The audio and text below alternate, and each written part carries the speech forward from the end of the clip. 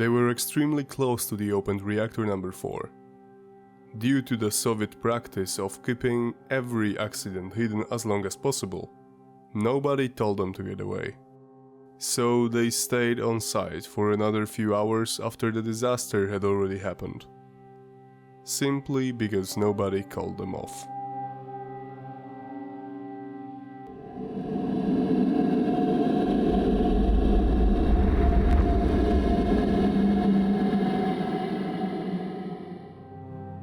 Hello guys. Today you will hear about events and people that are not present in the general knowledge about Chernobyl. Due to many reasons, we wanted to underline their significance and we wanted to pay our respects to the people that are not known as well as Legasov or Dyatlov.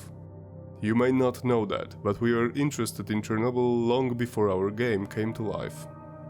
Actually, it was on the roof of one of the buildings in the exclusion zone where the idea for Chernobylite was born.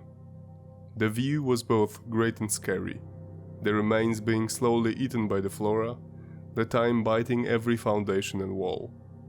Yet, it had this something, this unexplainable power that allowed us to look at the zone in its true form. This view inspired us so much that we even included its changed version in the game, the place where the main character builds his base and where you choose particular missions. It wasn't a pure visual decision, we really liked the idea of looking at the zone and seeing almost every important detail at once. It may sound odd, but through this, we wanted to show our utter respect for both this place and the people that were involved in the Chernobyl disaster and what came after. That's why when the 38th anniversary is coming soon, we dedicate this episode to all the people who harnessed the disaster. To those who saved the world. We will start with two women who are not quoted, they didn't reappear as any movie or TV series character. They were two simple, duty-oriented people who were victims of the disaster. But the most dramatic fact is that they didn't even do anything in particular at the power plant. They were not dealing with the accident. As you know, the whole Chernobyl nuclear power plant was a huge site. Multiple fences, military guard posts, armed patrols. But there were also regular security guards, like Claudia and Ekaterina. They were on duty when Chernobyl exploded. They were in the middle of their night shift, and they still kept their posts close to the Unit 4 building, even after all the hell broke loose. Unfortunately, this cost them their lives.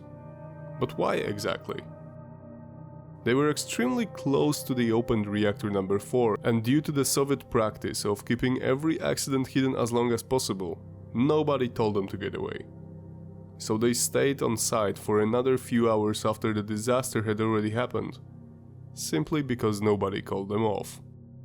Like many other liquidators, Ekaterina Ivanenko and Claudia Wuzganova acquired deadly doses of radiation. Both were transported to Moscow Hospital number 6, where most of the first responders from Chernobyl got to. The first one died in May at the age of 54. The other died in July at the age of 59. Another two victims that could have been easily avoided. The infamous Pripyat hospital was actually called the 126th Medico-Sanitary Unit.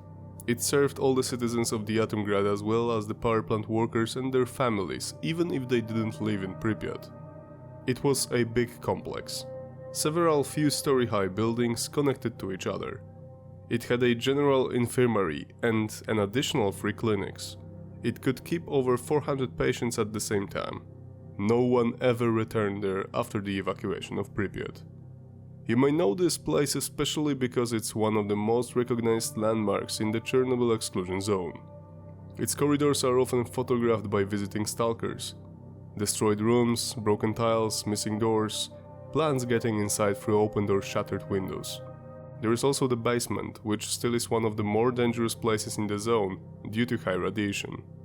During the initial hours after the disaster happened, Chernobyl first responders were transported to this hospital, They had severe burns and other wounds, but it took the personnel some time to realize they were exposed to high radiation sources. They took all their gear and threw it into the basement. Even after so many years, this gear is still there and it's still a high source of ionizing radiation. There is a lot of information about the liquidators and first responders, yet not much was said about the medical personnel. Unfortunately, many of them had direct contact with highly irradiated clothes or other gear used by the firemen and power plant workers. Many of the doctors and nurses who were there on duty these first days after the disaster had happened were dealing with radiation sickness themselves. If we were to believe unofficial sources, many of them died because of the IRS, acute radiation syndrome. All this happened because even in the city, built to accommodate nuclear power plant workers and their families, there was not enough equipment or resources to fight off the effects of a nuclear accident. And, of course, they were also lacking proper information about the dangers they were facing. We do have another look at the Chernobyl disaster from the perspective of a medical first responder. Alla Shapiro was a 32-year-old pediatrician working at Children's Hospital in Kiev when the disaster happened. She and all the personnel were shocked when hundreds of children arrived by bus. They were all seeking treatment, yet nobody knew exactly how to help them. They only learned that the children came from Pripyat and surrounding areas because an explosion happened at the Chernobyl nuclear power plant.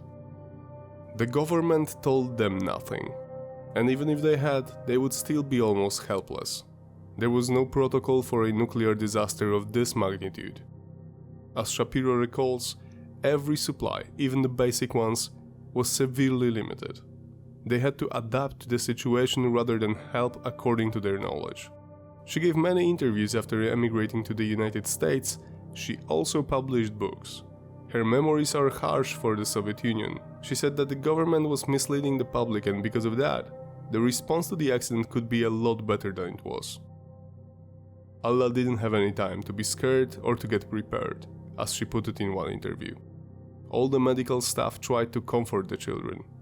They also wanted to address their health issues, but they didn't know what to do at first. As a pediatrician, she knew her way around children and what symptoms to look for if she suspected a particular disease. But not this time. She remembered that many of the children coughed, yet there was no sign of a fever or other hints that they might have gotten flu or pneumonia. She understood later that the coughing was most probably induced by the radioactive dust they were breathing in at Pripyat. Their lungs didn't get enough oxygen, and all this without the medical staff even having the basic protective clothing to wear during examinations. She pointed out that the lack of information made the victim count 10 times worse. Without proper knowledge, the children were being left outside, so they breathed the radioactive air and dust. After she and her colleagues realized it, they tried to help them, yet they didn't have enough individual oxygen tanks. So instead of choosing which child to help, they made makeshift tents out of bedsheets, pumped them with oxygen, and put several children inside every one of them. It sounds horrible even to imagine the scale of helplessness the medical staff must have felt. The same was true for every single first responder or for other liquidators. If they knew the truth, that is.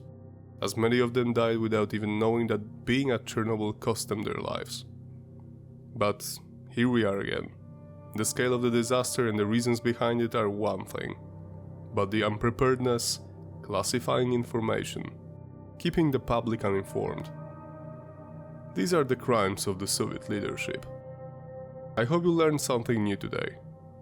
Leave a comment and share our videos if you want to help us build our community. That's it for today, guys. Take care, stay safe, and see you next week.